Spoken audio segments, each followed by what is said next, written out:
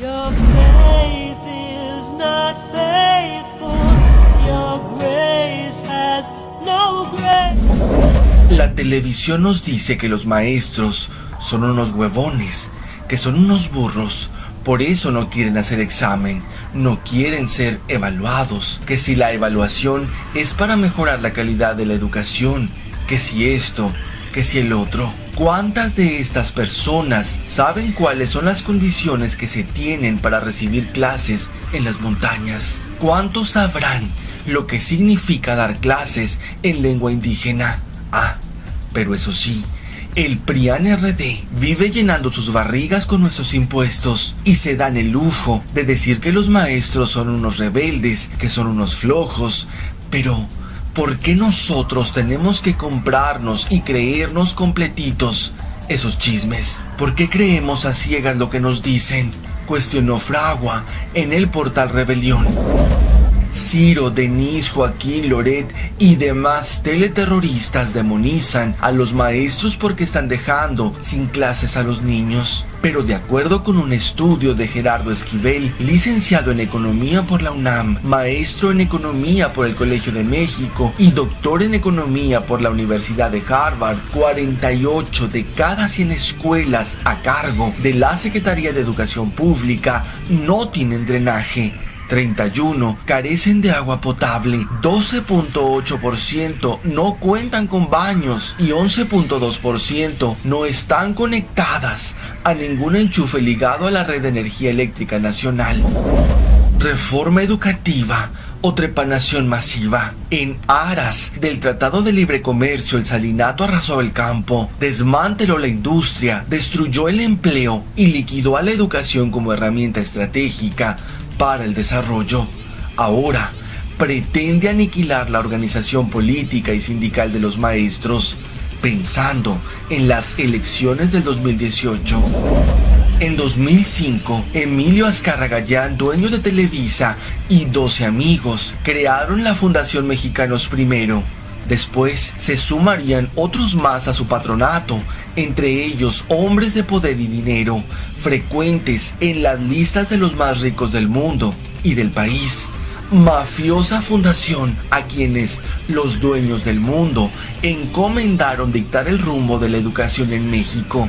Para tal fin, produjeron 4 documentos, inventaron un índice educativo, crearon una película, difunden campañas mediáticas en contra del magisterio y penetran espacios de poder y de decisión política.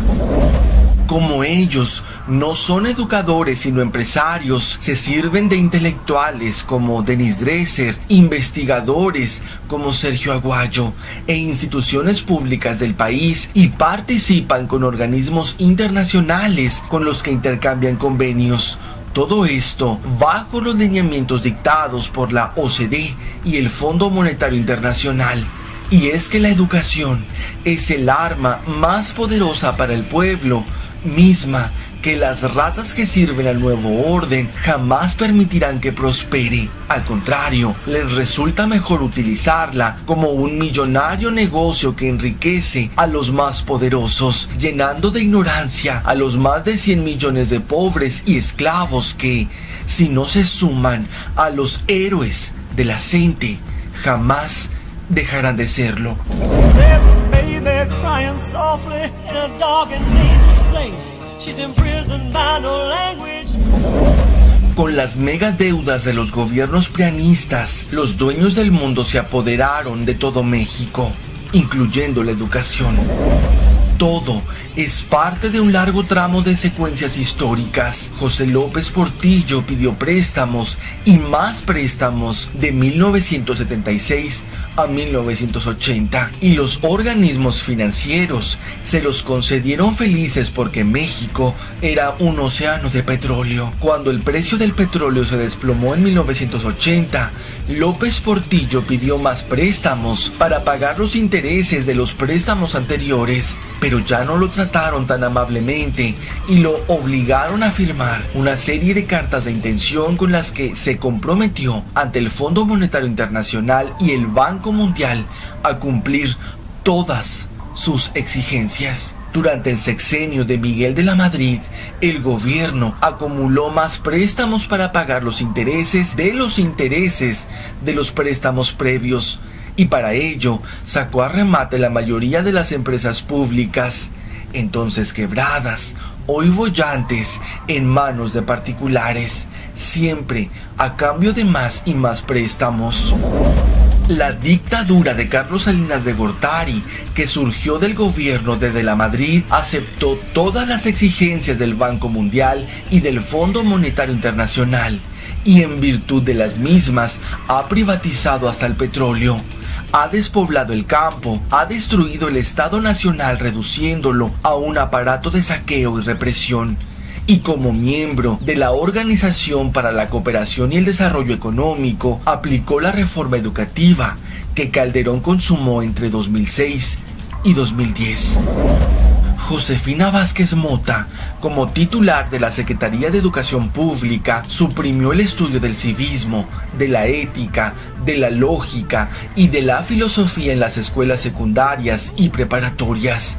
La ignorancia absoluta que campea por todas partes, el bajísimo número de libros que leemos al año, la extinción de las librerías, nuestra escasísima comprensión de lo que leemos, la miseria de nuestros debates políticos, la abyección de analistas que no son sino merolicos, la indigencia intelectual de nuestros líderes, los anuncios publicitarios en las calles, el concepto de alegría como sinónimo de estupidez en la propaganda orientada a los jóvenes, todo manifiesta expresamente que la reforma educativa ha sido un éxito de quienes se apoderan de nuestro país y del mundo. La reforma educativa no solo afecta al magisterio, es principalmente en contra de la sociedad. Dejará de ser educación gratuita. ¿Acaso no han sido los gobiernos panistas y priistas los que han metido al país en una aguda crisis económica, una ola de violencia sin freno y una desigualdad social, en donde la mayoría de la población vive en pobreza y millones de niños no pueden ir a la escuela porque tienen que trabajar para sobrevivir?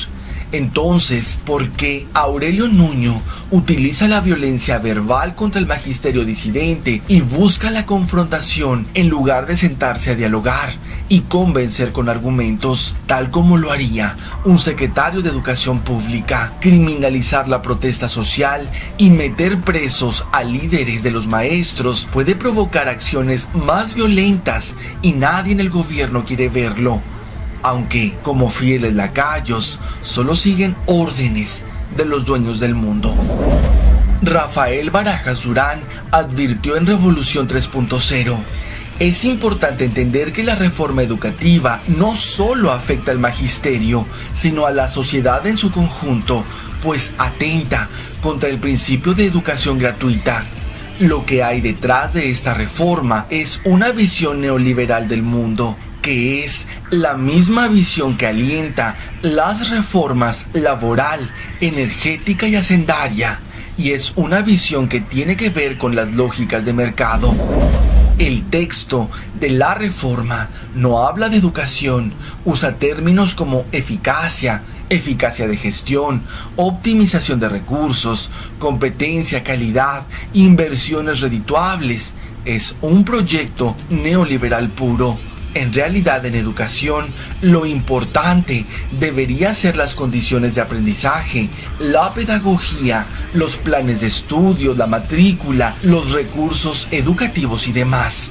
En ningún momento se propone ni más inversión en ciencia, ni tecnología, ni educación superior, ni en educación a secas. Todo el plan de Peña, todas sus reformas buscan consolidar a México como un país de maquila, como una colonia de tercer mundo al servicio de las multinacionales. Los maestros tienen razón en protestar y debemos apoyarlos, puntualizó Barajas Durán. La reforma educativa tiene la consigna de que los alumnos no piensen, solo se les capacitará para ser excelentes maquiladores dentro del mercado. El PAN y la jerarquía católica han buscado reformar el artículo 3 para establecer la educación religiosa en las escuelas públicas, a la cual se suma ahora el interés empresarial por destruir el carácter gratuito de la educación pública, privatizándola completamente, reveló Nancy Flores en Contralínea en 2010, cuando Felipe Calderón firmó el Plan México 2030, proyecto de gran visión. Prácticamente vendió nuestro país a Estados Unidos y, por supuesto, la educación iba incluida. En materia de ciencia y tecnología, el plan dictamina que el 70% de las investigaciones serán hechas por privados.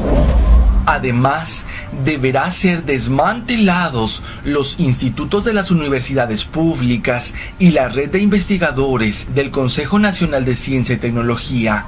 Lo que se busca es que las universidades, sobre todo las públicas, dediquen a sus alumnos a que desarrollen habilidades, capacidades y que sepan hacer cosas. En esa medida van a ser útiles y a poder insertarse en el mercado de trabajo rápidamente. Lo más importante es que no se les enseña a pensar, solo deben aprender a ser excelentes maquiladores.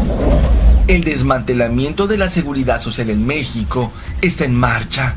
El sistema de salud pública, la educación, la cultura, el fomento al arte y al deporte serán completamente entregados a la iniciativa privada.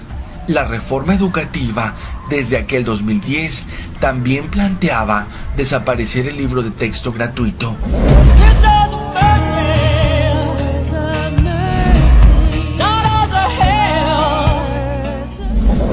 La venta absoluta de México y esclavización de mexicanos será impuesta con sangre. La reforma educativa neoliberal es otro botón de muestra de los alcances de los matones a sueldo del nuevo orden mundial en México. El domingo 19 de junio de este 2016 dejó un saldo de 6 maestros asesinados, más de 50 civiles heridos y un sinnúmero de detenciones arbitrarias.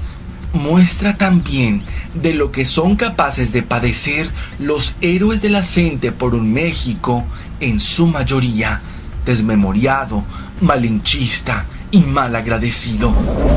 Los estudiantes, los trabajadores, todos los oprimidos y explotados, tenemos la obligación de defender nuestro derecho de tener una vida digna.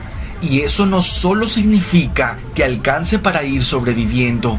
Vida digna es que cada quien trabaje según sus capacidades y reciba por ese trabajo lo suficiente para satisfacer todas sus necesidades. No es digno recibir salarios de hambre. No es digno viajar por más de 2 horas para ir a trabajar, apretados en el transporte público. No es digno recibir medicina caduca en las clínicas. Antes de quejarnos por las manifestaciones, pensemos en por qué no nosotros hacemos también oír nuestras voces en la protesta. ¿O acaso no hay nada por qué quejarse? Debemos aprender del ejemplo de los maestros. En la medida que seamos capaces de organizarnos y de luchar por nuestros derechos y los de todos los trabajadores, podremos alcanzar una vida digna para nosotros, para nuestros hijos y todo el pueblo trabajador. Baby, softly, softly, in a crib that's now a king.